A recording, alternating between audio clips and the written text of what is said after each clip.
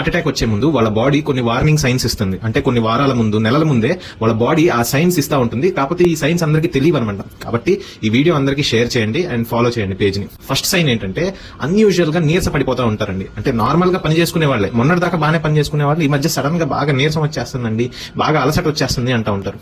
So that is one of the biggest warning sign. Especially ఆడవాళ్ళలో బాగా active గా పనిచేసే వాళ్ళు కొంచెం స్లో అయిపోతా ఉంటారు అనమాట.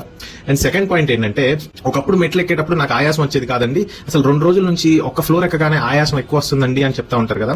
సో అంటే మనం యాక్టివిటీ చేసే కొద్దీ ఆయాసం వస్తూ ఉంటుంది అనమాట. ఇదివరకు ఏంటంటే నేను ఒక హిస్టరీ తీసుకున్నాను. పేషెంట్, నేను రోజు మా ఇంట్లో గార్డెనింగ్ చేస్తానండి, మొక్కలకి నీళ్లు పోయడం అదంతా చేసేవాడిని.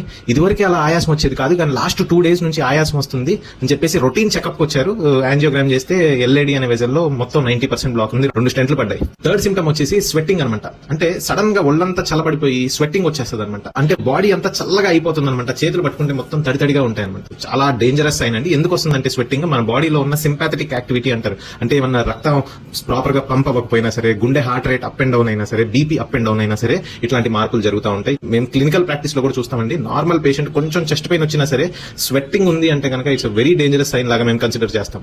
అండ్ ఫోర్త్ సైన్ ఏంటంటే అండి, నార్మల్ గా ఉన్న మనిషి ఈ మధ్య కొంచెం లైట్ హెడెడ్నెస్ ఉంటుంది సార్. అంటే కళ్ళు తిరుగుతున్నాయి, ఏంటో మంచం మీద పడుకొని లేవగానే ఇలా కళ్ళు తిరిగినట్టు అనిపిస్తుంది అని చెప్పేసి వాళ్ళు చెప్తా ఉంటారు. సో ఈ కళ్ళు తిరగడం, లైట్ హెడెడ్నెస్ అంటే కళ్ళు తిరిగి పడిపోవడం కాదండి, ఏదో కొంచెం మగతగా ఉన్నట్టు, స్టేబుల్ గా నుంచోలేకపోవడం. సో అట్లాంటివి ఏంటంటే మరీ హెవీగా కాదు, లైట్ గా, అంటే మనం పట్టించుకోనట్టుగా ఉంటాయి అనమాట. సో అది కూడా చాలా డేంజరస్ సిమ్టమ్ అండి. సో ఆ కళ్ళు తిరిగినప్పుడు ఏంటంటే కొంతమందికి వామిటింగ్ సెన్సేషన్ వస్తుంది. సో ఈ వామిటింగ్ సెన్సేషన్ వస్తే చాలా మంది ఏంటంటే అదేదో గ్యాస్ ప్రాబ్లం అని కూడా అనుకుంటా ఉంటారు. సో కళ్ళు తిరిగినట్టుండి వామిటింగ్ సెన్సేషన్ ఉండడం, సో ఇది కూడా ఏంటంటే హార్ట్ అటాక్ వచ్చే ముందు కొంతమందిలో ఇది చూస్తాం అనమాట. తర్వాత ఫిఫ్త్ పాయింట్ ఏంటంటే దడదడగా ఉండడం. అంటే ఏంటంటే కొంచెం చిన్న పని చేసినా సరే గుండె దడ ఉండడం, లేకపోతే హార్ట్ రేట్ ఎక్కువ అయిపోవడం అనమాట.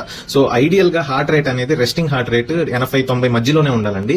కొంతమందిలో ఏంటంటే స్టేబుల్ గా ప్రశాంతంగా కూర్చున్నప్పుడు కూడా 90-100కి హార్ట్ రేట్ వెళ్తుంది అంటే గనక ఖచ్చితంగా దట్ ఈస్ అబ్నార్మల్ అండి. వెరీ రేర్ గా కొంతమందిలో నార్మల్ ఉండొచ్చు, కానీ రెస్టింగ్ హార్ట్ రేట్ ఎక్కువ ఉండకూడదు. చాలా రీసెర్చ్ ఆర్టికల్స్ చెప్పేది ఏంటంటే రెస్టింగ్ హార్ట్ రేట్ ఎక్కువ ఉంటే గనక వాళ్ళలో హార్ట్ ఇష్యూస్ ఉన్నట్టు అనమాట. అండ్ ఇంకో పాయింట్ ఏంటంటే, హార్ట్ అటాక్ అనేది కేవలం చెస్ట్ దగ్గరే పెయిన్ రావాల్సిన అవసరం లేదు.